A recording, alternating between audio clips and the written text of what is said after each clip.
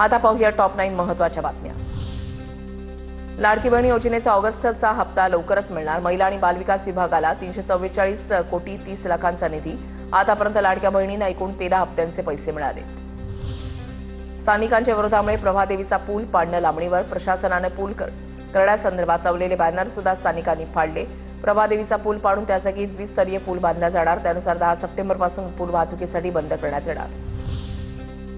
उपमुख्यमंत्री अजित पवार आजपासून पुन्हा ऍक्टिव्ह। अजित पवार आजपासून पुन्हा कामाला सुरुवात करणार। 2 दिवसांपासून घशाला त्रास होत असल्यामुळे अजितदादांनी घेतली होती विश्रांती। नवीन नागपूरची उभारणी करा, पण इतरही मेट्रो शहरांबाबत विचार करा। मुख्यमंत्री नागपूरचे असल्याने नागपूरला प्राधान्य दिलं असं म्हटलं जाऊ शकतं। नवीन नागपूर उभारणीवरून सामनातून सरकारवर निशाणा। सत्ताधाऱ्यांना व्यवस्था यंत्रणेच्या माध्यमातून राजकारण करण्याची सवय। शिक्षणामध्ये राजकारण होता कामा नये। जळगावातील बोगस शिक्षक भरती प्रकरणावरून माजी खासदार उन्मेष पाटलांचा सरकारवर निशाणा।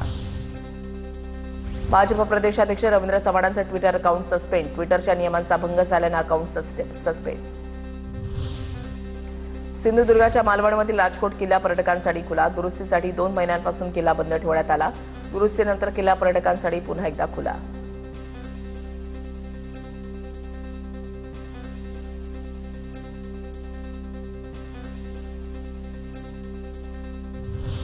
नवी मुंबई आंतरराष्ट्रीय विमानतळाचं 30 सप्टेंबरला उद्घाटन होण्याची शक्यता। पंतप्रधान मोदींच्या हस्ते विमानतळाचं उद्घाटन होण्याची शक्यता।